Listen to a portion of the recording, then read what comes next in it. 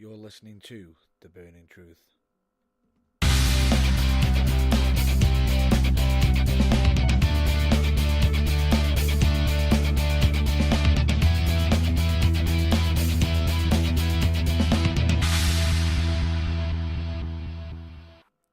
Hello, ladies and gentlemen, dude and dudettes. I'm your host, Matt Burns, and of course, with me, as always, I have got John Below. Good evening. Good evening. I can honestly state that we have got plenty of topics tonight on The Burning Truth, and with that, well, one of the topics being the fact that we've got to discuss, Elimination Chamber predictions, possibly talk about some of it, and then we've got other topics, of course, as well. And I will state this episode, will have a few soapbox rants. Yes, definitely. I think if we could do it in the style of a popular TV show, tonight, Matt Burns gets on his soapbox, I try not to swear, and we try not to talk over each other when we get really animated about something that is really grinding our gears this week. Nicely done. But I will state the main topic for this week will be in regards to the Attitude Era, of course. Was it as good as we remember? But that is for later. That fabled era when everybody who was anybody watched wrestling and came in and initially went, yeah, it's not as good as when Hulk Hogan was in, and then suddenly got hooked. And the question is, I don't know, 15 years since it pretty much petered out? Was it really that good? But as you say, that's later. First, correct, we have to talk about our powers of clairvoyance. Yes, and what we predicted for Elimination Chamber. Yes. Now, as respectively, unfortunately, I can honestly say it, John, you thought you'd do terrible. I generally do at predictions, so I always go in thinking, if I get quite a few right, it's a pleasant surprise. I never expect to do well. Surprisingly, we actually got quite a good number. Well, I'd say it's not too bad. But in case... Oh, yeah. As much as, yes, I know a lot of people can state to us, we don't do normal results. We're not going to be stating all the results of the events. We'll just state the ones that we got wrong. Which is... Yeah. Of course, the irony of it is, we both got the Braun Strowman match wrong. We did, because neither of us thought they'd actually be stupid enough to make Braun lose. But, well...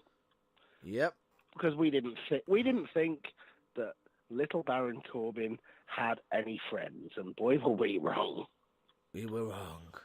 But then, on top of that, we then also got wrong the SmackDown Tag Team Championships.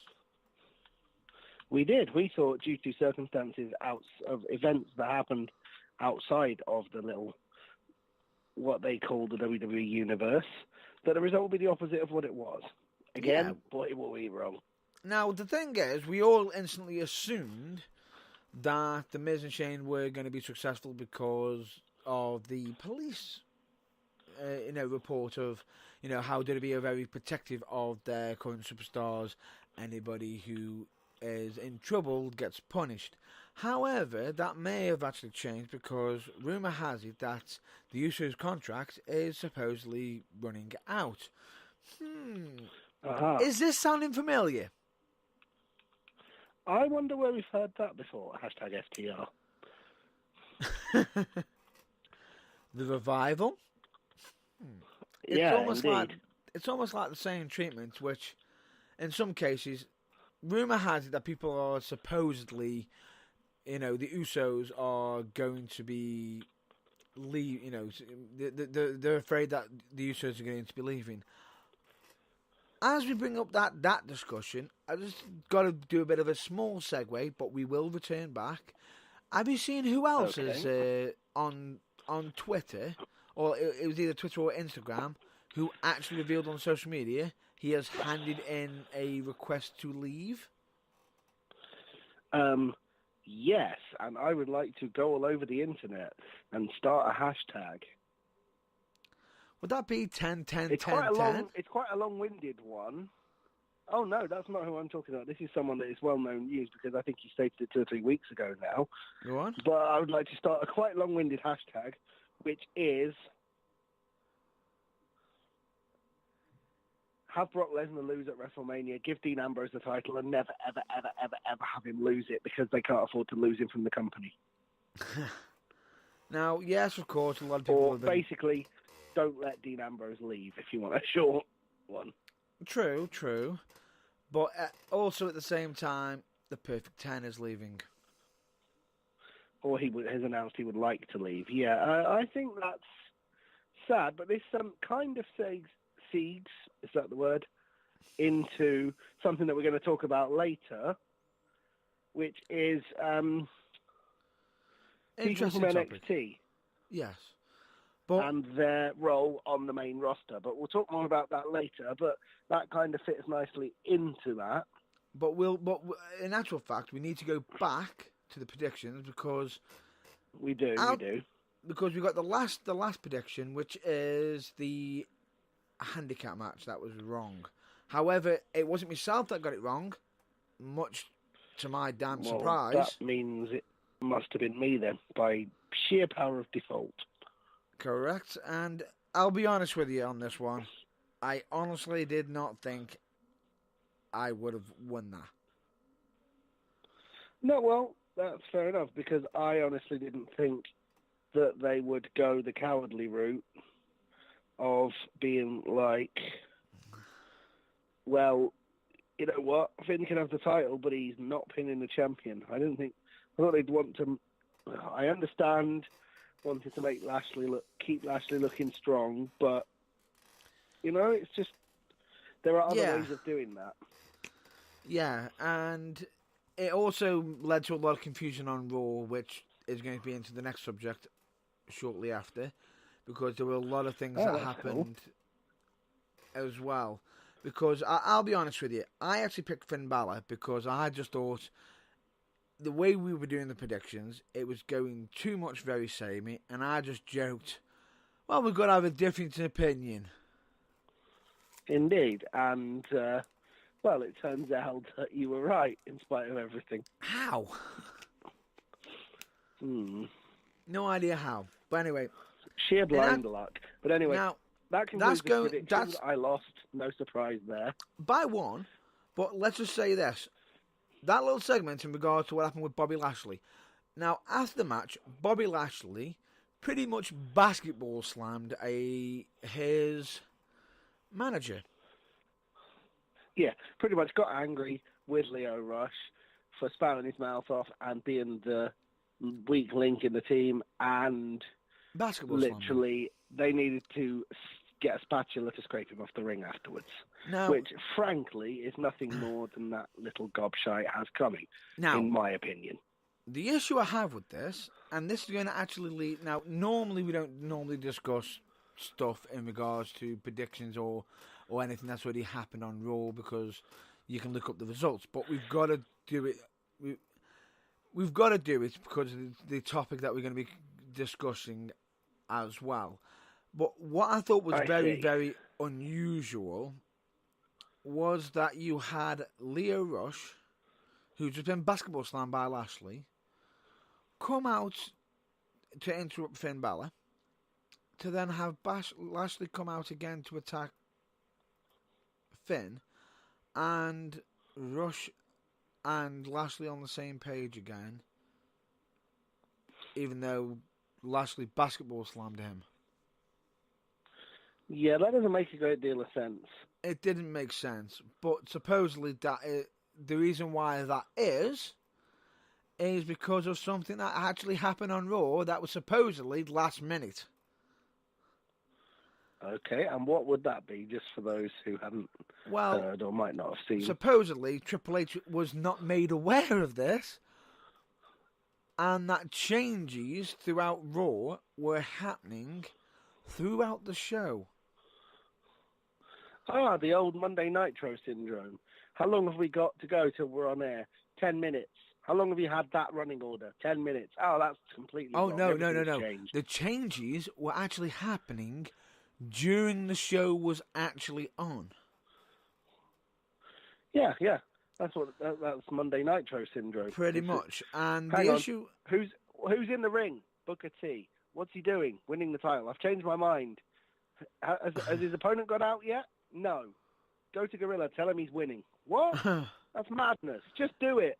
Yeah. Monday night. It was lots of switch. Yeah, but the thing that was supposedly a last minute change was that Vince McMahon assumed that Raw, that the main roster was getting very, very stale, and so immediately decided to, right, let's get the top guys of NXT up.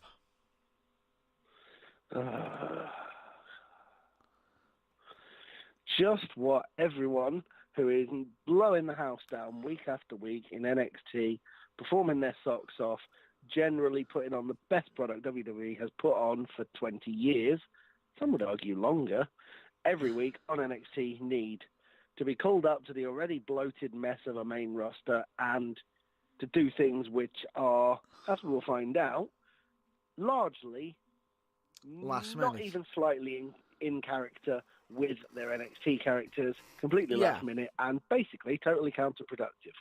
Now, as we already mentioned about Lashley, and I'll just mention the 4 names that have come up, which are Ricochet, Aleister Black, and DIY, also known as Johnny Gargano. Also known as Johnny Wrestling and the Sicilian Psychopath, Tommaso Ciampa. Yes. Now, a lot of people are going to be thinking, huh? Why did we mention DIY? We'll get to that shortly. And believe me, there's going to be plenty soapbox. That is just part of the reason why both myself and Matt Burn both have our soapboxes at the ready. This could get ranty, folks. Very.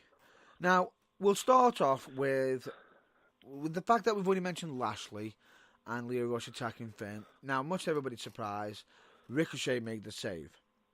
And, well... Yeah, which... Well, actually, let's go back a little bit. How they got introduced was Triple H coming out saying, they are here tonight. Where every other previous NXT guy have had a massive vignette, videos hyping them up to coming back, to returning, and they get for months, weeks, yeah. I was going to say for months in advance in most cases, at least a month. Yeah. And all these poor guys got was, hey everybody, developmental guys are here, clap and wave, and try not to overawe them with your rude chants. It was back to the bad old days of when NXT was a talent contest / reality TV mess. Oh, that's harsh. That's harsh, but true. But anyway, fair. Back onto it. Now, what is so interesting in regards to this is the fact that when the NXT call-ups got made, it was supposedly last minute, so it had to be done there and then. Now, the issue I have with it is it has been done so quickly. No, okay, they might be on NXT. At least they've got some NXT people watching the main roster product, so they at least know who they are. Now, Ricochet made his first debut by making a save for Finn. Yeah. And then being put in a tag match. Do you know what the original plan was? I don't actually, but I'm guessing it wasn't that. No. They were originally planning for Ricochet versus Finn Balor for the Intercontinental title. What, just straight off the bat, like, off the bat? Hi, I'm Ricochet, give me that title. Pretty much. Do you know who argued it? I've got to be honest, what they did, as nonsensical as it is, makes slightly, and we're talking like 1%, but slightly more sense than that batshit crazy idea. Go on, who argued against it? Triple H. Yeah, probably quite sensible. Triple H did. Yeah, reasonably sensible on his part, I think, because, like I say, having music that 90% of the Raw audience aren't familiar with hit, and immediately some guy come out and go, yeah, I want an Intercontinental title shot. Really? And who are you again? I mean, WWE fans aren't daft. They don't exclusively watch WWE. Of course, they know who Ricochet is, but that's not my point. My point is it goes back to the hype videos and the building up of people and the actually making people anticipate their appearance, which Yes. none of which was done, so that would have been stupid. So in that sense, Triple H was right to argue down, but He that doesn't argued mean that that down. what did happen instead was any less daft, really. Or maybe, like I said, 1% less. It at least allowed Ricochet to showcase some of his high flying as well. And it was a lot better. Absolutely. Unfortunately, there is one match for the NXT call-ups on Raw that was, good lord. I've got a on both massively Raw question. and SmackDown, apparently. Well, yeah, and I think this is where the soapboxes are we'll get to dusted that off and thoroughly shortly. put into use. Now, Aleister Black debuting against Elias. Yep. That worked for me. What didn't work for No me issue in with that match, that. what didn't work for me is you got Aleister Black, who is meant to be some sort of Muay Thai specialist, being grounded by Elias and dominated. Yeah, okay. Yes. WWE is land of the big men, and Elias is a bigger guy than Aleister Black. So, in Vince McMahon's mind, that probably makes sense. But the thing is, as increasingly is becoming common as the years go by, things like that, in Vince McMahon's mind and his mind alone, work, but not for the rest of us. It just felt very, very silly, very samey, and it's like, you just called him up. He was a badass, and he's not a good show. And you had him basically have a 50-50 even back and forth match with someone who No. It was mostly Elias beating quickly. down Aleister most of the match. Oh yeah, but for Aleister to devastate him. Elias is a certified main eventer, so that's. Oh wait, no, hang on. Right. So anyway, back onto subject. After you got the win, yes, great. The massive mess up on Raw, and this is crucial. Which was repeated on SmackDown, as far as I know, if it's what I think you're talking about. Oh, no. It was sort of repeated, but at least for SmackDown, they've got a little bit of a thing difference. Whose bright idea? No. Sorry, whose bright idea was it to book the North American champion and the NXT champion together in a tag match? For those of you who don't watch NXT, are feuding and are providing some of the most scintillating NXT television, whether they decide whether or not they can stand to be in the same room as each other. Yes. I know. Let's book them in a tag match and make out like they're best friends. They're best friends, and it just hurt my brain, especially when you got him on NXT stating, "We're not friends." Yeah. Right? Now, don't get me wrong. DIY, fantastic tag team. They work well as a team. They gelled. From a purely objective standpoint, the match worked because the two guys are over, they know how to work, and they made for a very entertaining match. But for God's sake, they've been at each other's guts, hating each other for 9 months on NXT. Correct. Why just pretend that isn't happening? Correct. And they've been villains on NXT. Yet on the main roster, they've got him as good guys, babyface, which is absolutely ridiculous.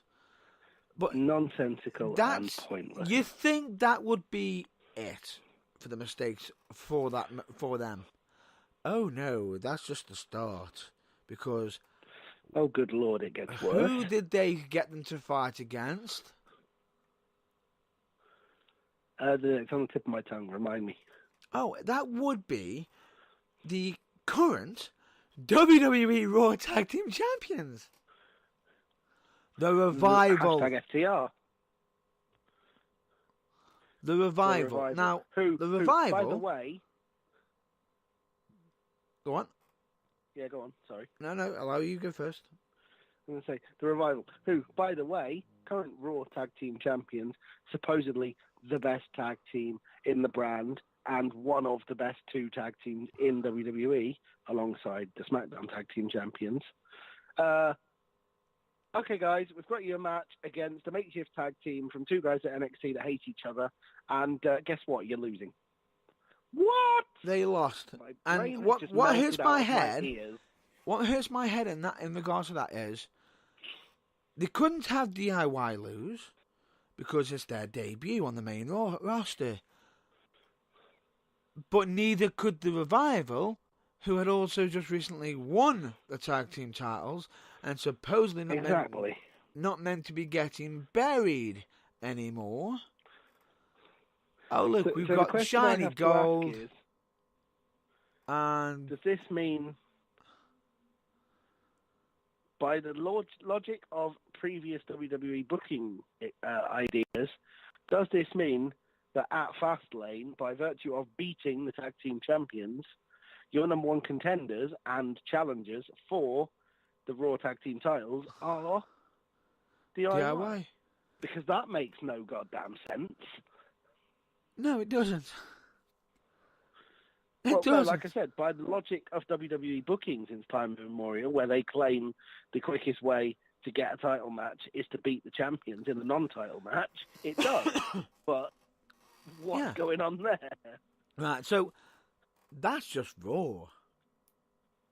Because they somehow get a second chance on SmackDown as well. They also debut on SmackDown. And you've got Ricochet versus Eric Young, which allowed Ricochet to show off a lot more. Because Eric than Young the tag is match. incredibly capable.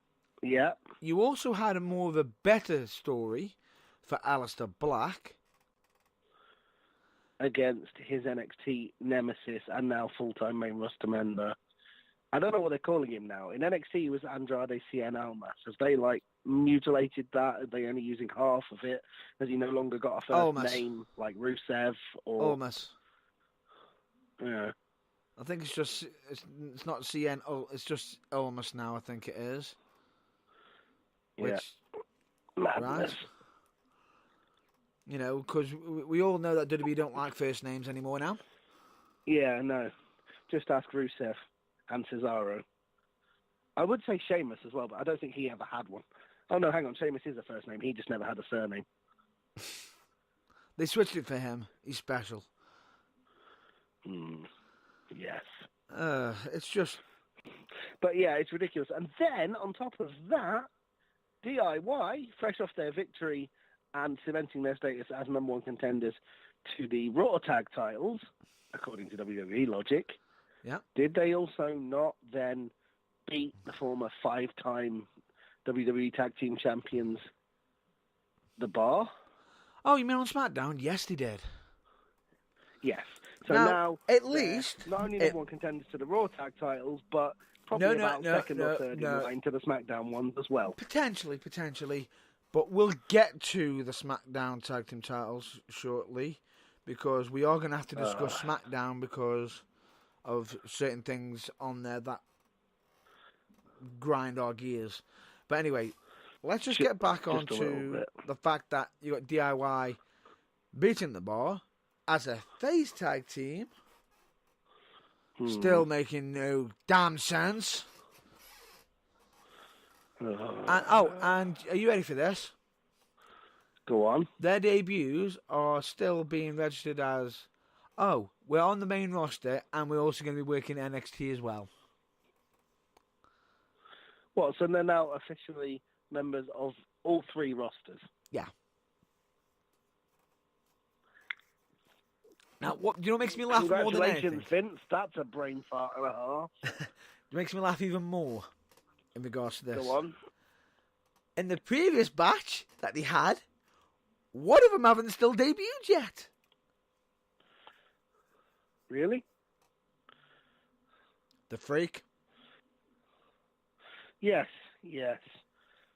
where is Lars Sullivan? Can we get a Twitter petition going? Where's he gone? He supposedly has had some personal issues. No, he's allegedly suffering from mental health issues, which we at the Burning Truth here are not mocking. They're serious, and we wish him all the best. And also something that we do fully support. Recovery. Yeah, we wish him a speedy recovery and a return to the main roster, or rather a debut on the main roster, sooner rather than later. But it must be galling for him, wondering how he's going to be booked in light of what he's seen this last couple of weeks. Potentially, because if you think about it, his original plans was to be going to WrestleMania against Cena, supposedly, but now things are up in the air. But anyway, yeah. Now, what's so shocking is they haven't done the NXT guys on this round much of a chance. The previous lot, the only one who's actually had a fair chance, and what makes this even ridiculous, and you're not going to like it, out of the previous batch of NXT guys who've been called up to the already bloated main roster, to which they don't need to call up anyone else whatsoever. The previous, not the recent. Who's currently doing well?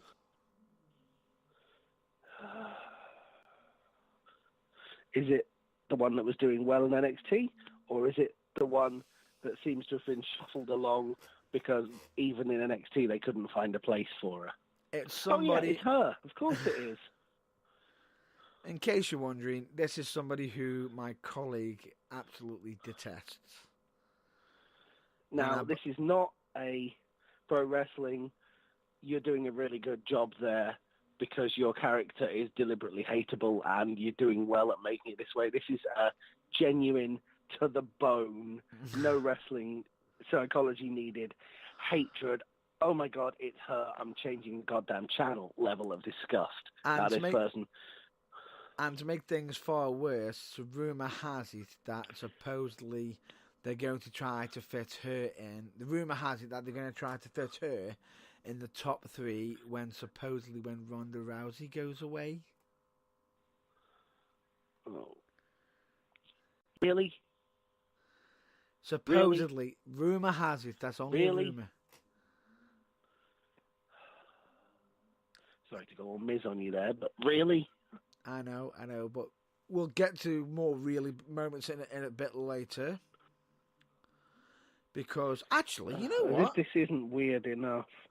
Actually, you know what? Seeing as we mentioned, Lacey Evans, nice little segue here. We haven't actually mentioned her by name yet. Sorry, forgive me, I'm mentally tuning out because I don't care. Oh, no. Are you ready for this? Lacey Evans ended up being causing something happening on SmackDown that has every wrestling fan going, what? Oh, yeah. Yeah, as I believe I mentioned to you when we discussed this briefly before we started tonight. It was a result akin to sort of looking at Edge and Christian after they'd broken up and going, yes, Christian, he's the man I want to give 15 world title reigns and build the company around. Yes, that's a sound decision. I take it you don't like Christian. I have nothing against Christian. I just couldn't think of anyone else who, the lesser... Yeah, it's kind of like if WWE had gone when the tag team broke up, if WWE had put all their eggs in the John Morrison basket instead of the Miz. Ooh. It's that much of a misfire. Ooh. I could think of somebody else who's more of a misfire. Go on. Ezekiel Jackson. Well, I was trying to focus within the realm of tag teams, but yes, that is a colossal misfire. There's no argument there. And in case anybody wants to know why I said Ezekiel Jackson, last ECW champion of the WWE ECW era, and I believe he was the last Intercontinental champion of the first brand split. Yes. Ezekiel Jackson. The man who makes the ghost of Ahmed Johnson spin in his grave. Ooh. He went there. You went there. Sorry, I went there. Yeah. He just went dark. Anyway, yeah, the point we're labouring towards making here is they picked the wrong woman. Right. The former trio, sadly then now just a tag team due to the sad retirement of Paige, which were, I believe, called Absolution. Whoa. Have two members in it. Wait. Let's go back. Let's just go back a little bit. Let's go back. Lacey Evans managed to change a bit of a result of a match. Right. Now, yeah, the match is SmackDown Women's Champion Asuka the match to lose a match. To lose. Now that's shocking enough as it is. You know, she's just got her championship back. Seems to be getting her dominance back. It's like, yes, she's finally getting it back. But this is the Asuka that everyone cheered for in NXT. This is what we pay our money for. The ass kick is back. Wait, what's this?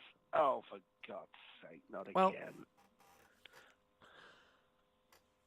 When we say her opponent is a former member of Absolution. Yeah. Now, let me just state, one of them I actually think is a believable to be a fighter against Asuka. One of them is a believable fighter, believable character, genuine, has MMA training, genuinely could, if they chose to go down that route, have a believable fight with a certain Raw Women's Champion, if necessary. Also with Asuka for the SmackDown Women's Championship. And her tag team partner isn't any of those things. So guess who they chose? What's so bad is, I know a lot of people might be upset with what we're about to state. I know some people might think it could be considered bullying. Let me just state this. Right, I'll just state this. Sonya Deville would have been a much more fitting role, not just because I feel as though she has more character, more development, and more area to grow, and could be something much more. Now, I also feel, as well as having the potential to grow and be more, she is also currently we are not stating anything on Luke's either. We're not stating anything on Luke's. Now, Mandy Rose, her supposedly the best friend of Sonya Deville, right, is no slouch herself. Allegedly. She has massively improved compared to her previous days and everything. She has gotten better, very much so. That's not in question. Is she a lot better than she is when she started? Yes, that's not in question. Is she anything even remotely on Asuka's level? That is the question. And I'm sorry, but the answer, very fundamentally, is not even close. No, and a lot of people can say, well, why do you think that? If you want a good case, just look at the supposed feud that she'd recently had. Go on, enlighten the folks at home, just in case it slipped their mind.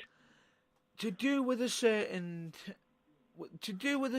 one that is now married to it, or engaged to an Uso, was married. A feud with a certain person who you need sunglasses to look at if the lights go out. Pretty much. You're talking about Naomi, aren't you? Yeah, Miss Feel the Glow. And that whole storyline with Naomi and her was just car wreck TV. I'm sorry, but supposedly WWE is meant to be PG. Now, the fact that you supposedly got Mandy Rose attempting to be a home wrecker, how does her... Yeah. How do you go from that... No, it just does not compute in any way. How do you go from that angle to... Oh, let's just either get a sneaky win or roll up on Asuka? Well, with any use of that pestilential thing that brings all wrestling angles crashing to the ground, if it's applied too liberally, logic, you just don't. It doesn't. And the sad thing about it doesn't work. Okay, a lot of people can say, oh, Lacey Evans cost Asuka the match. Yes, you could say that. Yeah. Wow. Okay, so someone who despite working her ass off and having the potential in 2 or 3 years to maybe be championship contender in Mandy Rose, if she keeps going in her upward trajectory that she's currently in for that entire period. I would have said she's not ready I would yet. say she's not ready yet. And, Sonya Deville has been passed up as well because what's so I feel as though is bad is Mandy's been getting a lot of storylines where Sonya has been not as much. Yeah, no, but that's the point I was trying to make was as if Mandy Rose is getting the push ahead of time because she's not quite ready yet, as if everyone's using the excuse, oh, Lacey Evans helped her. What? Seriously, if Lacey Evans was any greener, they'd mistake her for the Incredible Hulk. What is she doing in the title picture? Now, what is she even doing anything apart from coming in and having introductory vignettes so everyone can find out how annoying she is? Prediction here is I'm going to predict that they are going to go with Mandy Rose versus Asuka at Fastlane and then Lacey Evans against Asuka at WrestleMania. Really? Yeah. What compromising pictures of Triple H does Lacey Evans have? Seriously. I don't think that is the case. I think that they're trying to push her very, very big at the moment. Now, not everyone's on please board. no, I am joking. She is just getting a new person push. I'm not on board with it. Not everyone is, but this is WWE. Since when does what we think count? And isn't that right, Dean Ambrose? Anyway, that aside, we've now got to bring up tag championships. We have, because we've been ranting for, a good 45 minutes already. Yeah, we have. Yeah, and close we haven't even got onto our main topic yet. Yeah, which we'll have to get onto. Let's get titles out of the way. Let's just get tag team titles out of the way. That. Now, we're supposedly in the new era of WWE, which is any championship that, no champions get rematches, no champions get this, blah, blah, blah, blah. This is the new era. We're not, we're supposedly the Authority are going to be away from the shows. Yeah, we keep seeing them almost every week. Meet the new era, same as the old era. What's the rule for? Everyone else. Are you a McMahon? Yeah, guess what? They don't apply. Right. Now, I find it fine. Okay. You've got Miz coming out, apologising for losing. Shane saying, which is fair enough. No, you don't need to apologise. And he's like, well, I've disappointed you. Why don't we just have a rematch? Yeah. He's like, no, we're in the new era, blah, blah, blah. And then you get the Usos coming out bragging, stating, yes, well, Miz was appalling. He thinks he's an A-lister with C-lister acting skills. And, I see. That actually makes some semblance of sense then, if they've essentially been goaded into it and they weren't initially going to have a rematch. But what was so bad about it is you got the Usos saying, yeah, I dare you, blah, blah, blah. Now, if Shane McMahon was going to be saying this in the new era, he would have booked a number one contenders match. Yeah. Nope, it was I changed my mind. In me suggests what's wrong here is booking The Miz to be apologetic for something he's done. Seriously. No, because he took the pinfall. Yeah, no, I know, but he's The Miz. He is narcissistic in the extreme, and the last thing he cares about is anyone else. So that was out of character enough. It was, but they seem to be doing things, massive changes, which has actually been helping Miz get over. Now, it just didn't make sense because you got Usos being more heelish against McMahon. It's like, and I'm thinking, and I'm pausing, I'm thinking to myself, McMahon's just done a bit of a heel thing and changed the rules again with Shane. Yeah. And then you've got, it's just, in my mind, it just doesn't add up. Now, rematch has been put on, Fastlane, whoop-de-doo. Prediction. Oh joy! We'll talk about that a lot closer to when Fastlane actually happens with predictions, because we've now got to. Yeah. Oh, and get on to the one main subject of tonight. Oh, hold on. Not yet. One aspect on SmackDown I do appreciate and think is quite clever. I think they might have pulled it a little bit soon, but I'm interested to see what they've got for Daniel Bryan potentially for, or whoever the WWE champion is for WrestleMania. Kofi Kingston versus Daniel Bryan at Fastlane. Was epic entertainment.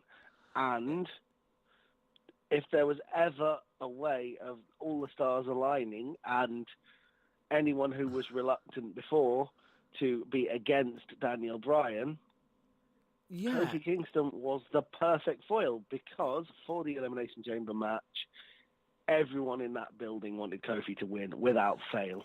And what's so weird, Kofi was a last-minute addition. Yeah, you have to wonder whether that reaction would have been as strong had that closing segment been between Daniel Bryan and Mustafa Ali, because as talented as Ali is, I don't think it would. We don't know yet if that would have been the case. So WWE, if that is the case, they've kind of lucked into something quite special there. And they have with Kofi, because Kofi is massively over, and it seems to be that he's getting love. This is one massive thing we've got to give WWE that they've done right. Do not mess us up. Do not mess us up. Do not mess us up. With their current track record on these sorts of things, we absolutely can't guarantee they won't. But please don't. Please don't. Please don't. Yeah, and let me just state this: that is how they've got that right for the WWE. You know, for WWE Championship, for SmackDown, they've got that right. Oh, and yes. Let's get back to Raw for a minute. Oh, who's fighting Brock Lesnar at Fastlane? Nobody. That'd be nobody. Although they have already announced his WrestleMania opponent. Of course, no Seth apparent Rollins. reason.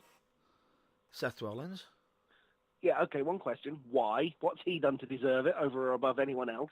He won the Royal Rumble. Yeah. There you go. So he did. Forgot about that. Yeah. This year's Royal Rumble was absolutely so...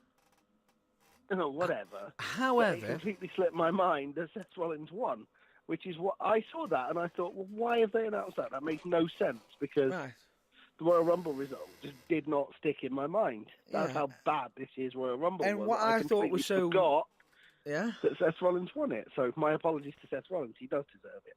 Yes, and what I did find uniquely interesting is that, so Seth Rollins won his, yet the women's one has been taken out. Yes.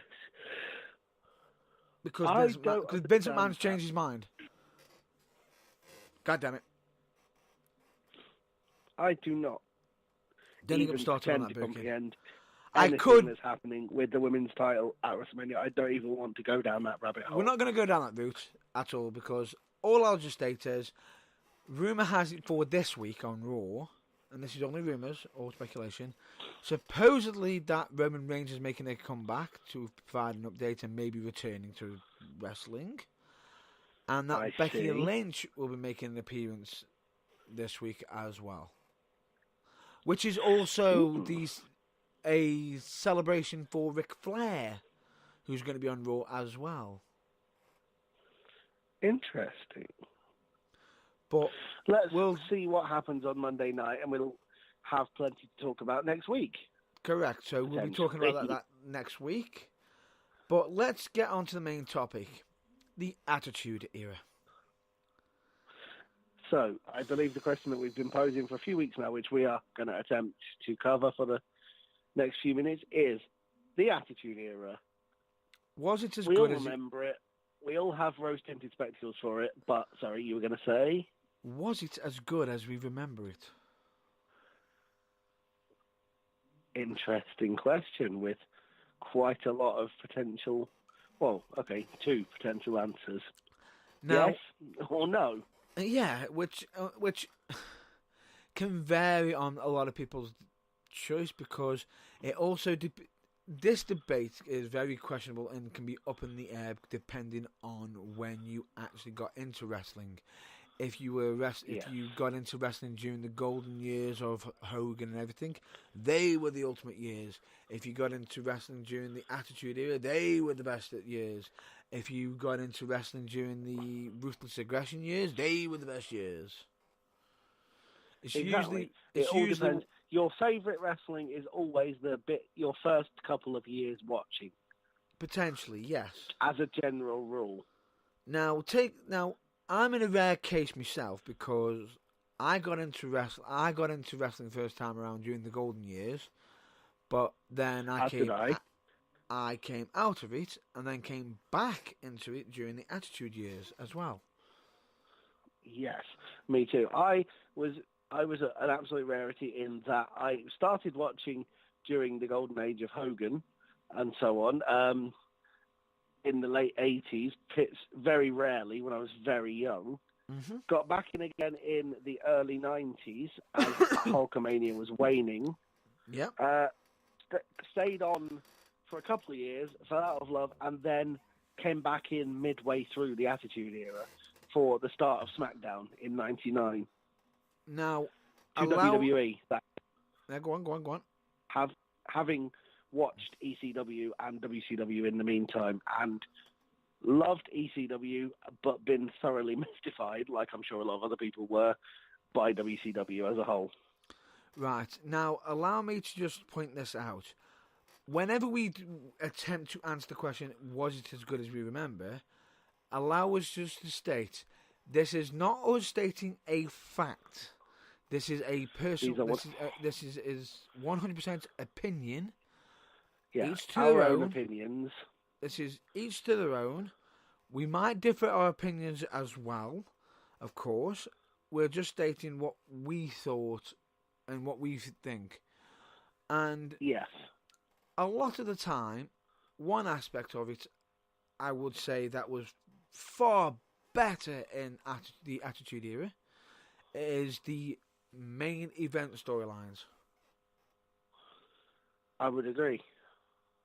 Well, I would partially agree, actually, because, well, my answer to was everything better in the Attitude Era is yes and no. Yes. And if you'd care to give me a couple of minutes to explain why, I will now do my best. Go for it.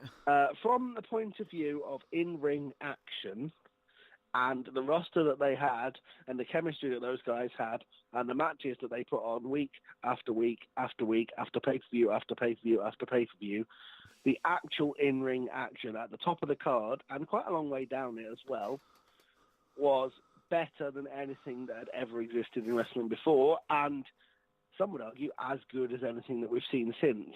Possibly a pedant would suggest outside of NXT. Yes and no.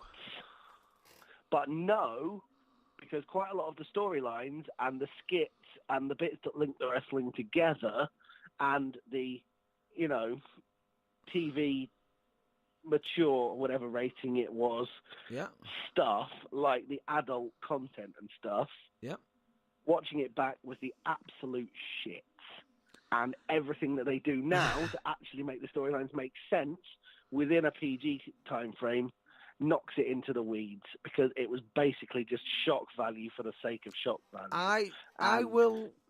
I can agree and disagree with you with what you said earlier in regards to the wrestling. I think the quality of the wrestling now is far better than the Attitude Era. And this is only opinion. I see. Yeah. Well, apart from the main event level, up to that point. No, apart from the main event level, because the main event was the main event. It was special in that sense. Now, throughout show for show, compared to Attitude Era Raw, you had a lot of squash matches. You had a lot of 5-minute matches, which boom, boom, boom, in, out, done. Now we've got more matches that are more competitive, more actiony. You can still have some squash matches on current Raw, but it still looks, the wrestling is still more coherent. It's not like ding ding ding. We're picking Joe Nobody to go a bit. They do have some of them, but it still looks. It's very rare. Ironically, and few in between. When they ironically, do that. these days those matches are reserved for largely building up new talent on the non-main roster shows, NXT and 205 Live, and as well as Superstars, is where the squash matches take place these days. Less so on Raw and SmackDown, and obviously I think that's a good thing. Which is where it branches out, and at the same time, that's where I feel as though the overall show wrestling is much better, not the main event, because the main event wrestling has been both sides top notch and top quality throughout, and I feel as though the wrestling has progressed and got much more further in advance as time's gone by, and we'll probably be saying that later on in many years further down the road. I probably agree with you in the sense that, the main event was about the same. It's always been stellar, but now it's that good all the way down the card, whereas maybe it wasn't so much back then. And now, and as I say, now in my opinion at least, the storylines are a little bit less shock value and what can we get away with, and a little bit more, what can we do here that makes sense and works? Well, with the exception of the last couple of weeks of Raw and SmackDown, which we've discussed at length already anyway. Agreed on that. But so, it's weird in regards to it, because some of the storylines I don't get in the past. I'll just mention one wrestler's name, and I guarantee you the storyline, because taken into account compared to the storyline throughout the shows now on the main roster, are much better compared to some of the storylines that were in the past. Because I will state, some of the past Attitude storylines were just, good Lord. Yeah, which is pretty much exactly what I was saying, yeah. As good as some of the main event wrestling was, some of the bits that linked it together, you look back at it now and well, in the TVPG framework, you struggle to see if WWE want to recap it for the sake of history. You struggle to see how they could fit it in the current product, because it was just so puerile. Some of it juvenile. Some of it was juvenile. Some of it was Car Crash TV. And I'll just mention the one wrestler who was involved in a bad storyline, and I will just state this: I will not be mentioning Kane's bad storyline, because that was during a mixed era thing, and I think that was possibly after the Attitude Era. So I think it might possibly have been, if not after, then at the tail end. So I believe there will be no mention of the Katie Vick storyline, because that storyline should be erased from WWE history. All I'll mention. Okay. Are you going to say the two words I think you're going to say here? Go on. Are those two words Mark and Henry? Oh, good Lord, no! I completely forgot about that. Oh, wow. Oh, wow. Okay, because that's the one that springs to mind for me. For just like, you just managed to top the one I had in mind. A lot of stupid shit, and he was there, and he put, like Kane, they suggested stupid shit, and he went, "Yeah, okay, you want me to do that? I'll try and make it work." There is a difference, though, but in regards to it. Go on. If you watch the World's Strongest Man video documentary recently that Mark Henry has put up on the WWE Network for just $9.99, it's on there. He mentions a lot of it wasn't actually WWE. Some of that was actually Mark Henry. The Mae Young stuff, we don't know who that was. I think he was just aiming for funny stuff, and they were just throwing things at the wall in regards to it, because he was actually developing his personality on wrestling. And which is fair enough in hindsight.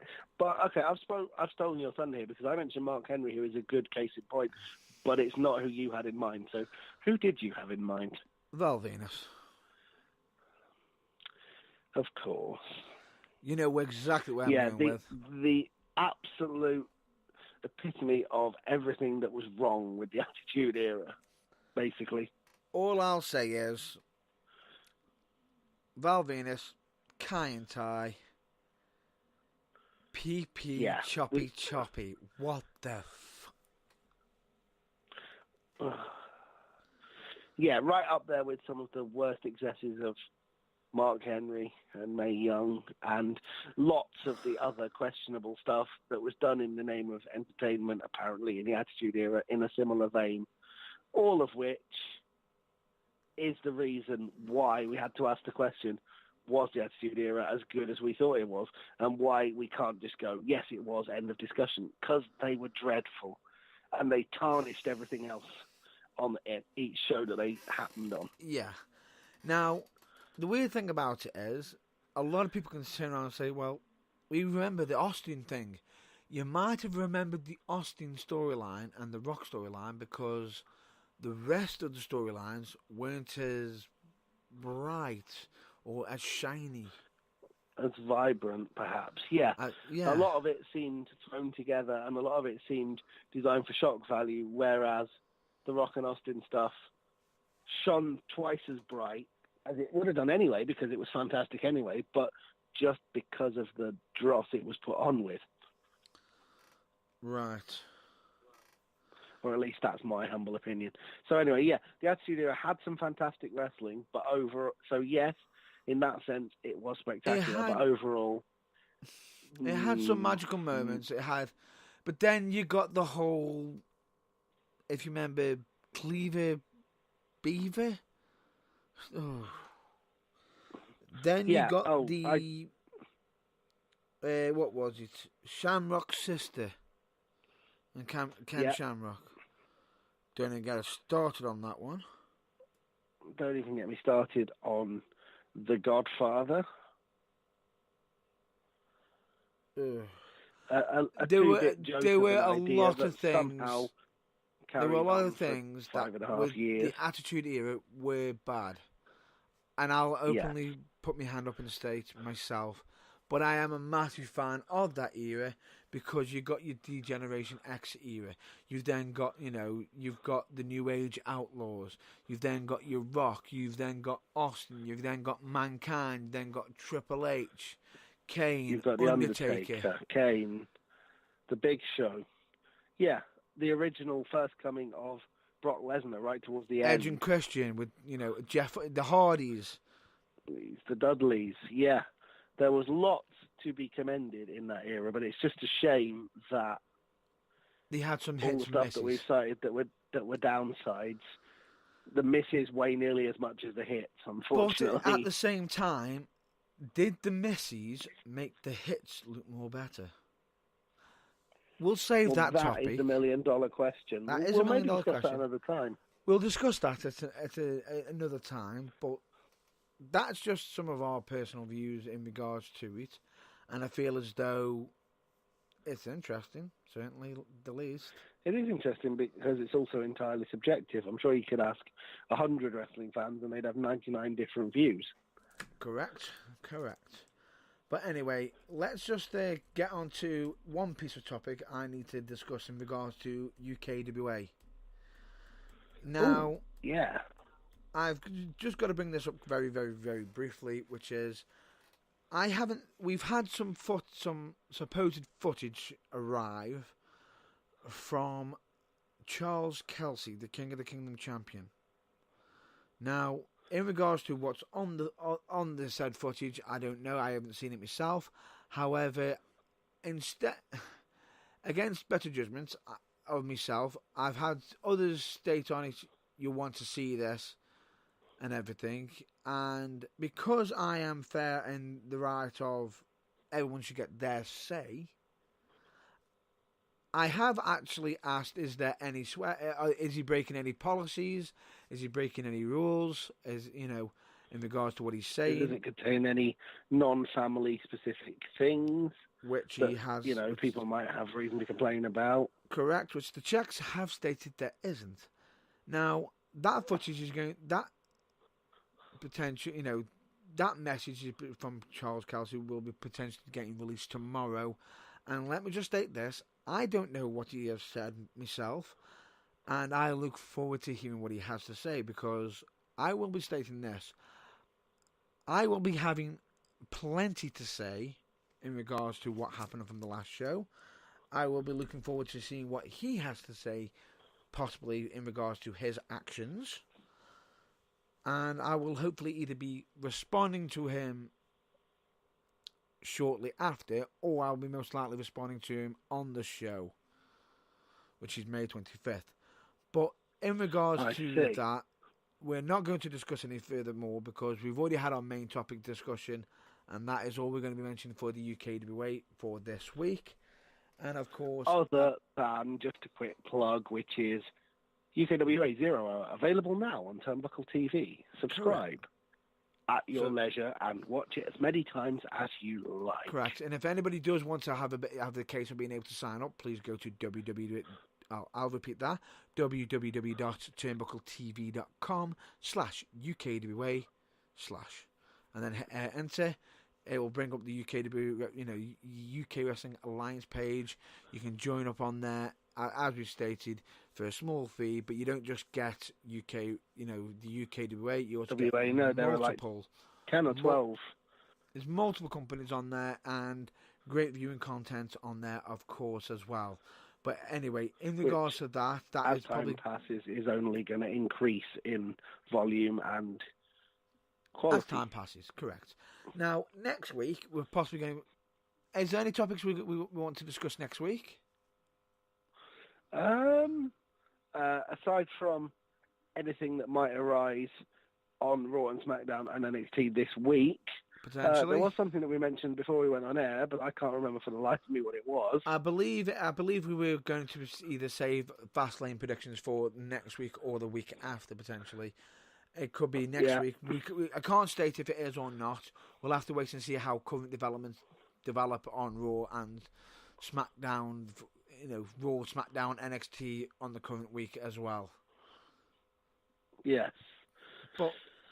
So I think that's everything for this. Plus, of course, we might discuss if anyone has really strong opinions about the Attitude Era or just about what we said about it, and maybe gets in touch via the various forms of social media, and we may mention that if anyone has because opinions, we do want to, like I said. We want to make it a conversation, and on top of that, I believe we wanted to talk about some other wrestling, potentially some British wrestling as well, which I think you stated Absolutely. You wanted to discuss some NXT UK, which will lead into that event, which we will possibly discuss that for next week. Yeah. And with that, I believe that's going to move us on to the plug section of this week. I see. Which means I need to take a back seat, and you need to take a deep breath. Please check out UKWA, also known as UK Wrestling Alliance, and of course, please check out UKWM, also known as UK Wrestling Media. They do absolutely fantastic, they do some photography, they do some great show recordings, and do some fantastic work. Please check out Manchester Pro Wrestling Academy, as they have beginner classes are on Monday, £10 per class, 7 p.m, 9 p.m. on Mondays. But in case anybody wants to see any further classes or where their current location is, please check out their social media. Please check out JG Printing and Stitching. They do absolutely fantastic work. Please check out Mind, and of course, the charity Mind, and of course Changes UK for health and well-being. In case if anybody wants the website for Changes UK, which is www.changes.org.uk. Please check out Team 4 Star. Please check out bands as such like The New Breed and Camans, and of course always check out Botchamania. You're welcome, Matthew. Got to fit you in somewhere. Please check out YouTube channels, Philip DeFranco, When Fandom Strikes, who's also on TikTok, of course, as well. Please check out Luke Moto, who's been doing some blogging, of course. Please check out Turnbuckle TV, as we've already discussed. That UKWA 0 Hour is on there. And of course, please always check out your local wrestling shows on social media, because they might actually have some free giveaways from competitions and also some potential polls on there, if I'm not mistaken. And just to name a few wrestling companies that I actually check out from time to time myself, which would be United Wrestling, Academy Pro Wrestling, FCW, Fusion Pro Wrestling for You, and many, many more. And of course, please, last but not least, please check out the Burning Truth website, which is www.theburningtruthuk.com, where it could be potentially where you're listening to us live. It's where you can listen to past broadcasts, interviews, show reviews, merchandise, blog, contact page, links, all of us, and please check out all of our social media, which is Facebook, YouTube, Twitter, and Instagram. And in case somebody notices that the Twitter handle is a bit different, which I'll spell it out for you, which is WRESLING/THWALL. We had to put it that way because it was the length of it. We couldn't fit the full word on it, unfortunately. And of course, we have previous episodes on Spotify.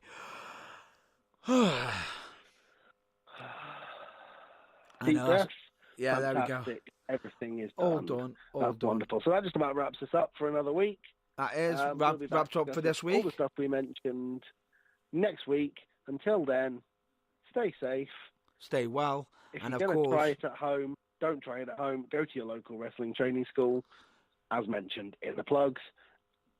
we always recommend you go to a proper training school because, believe me when I say this, wrestling is dangerous, very, and you can actually get some injuries. Believe me when I say that.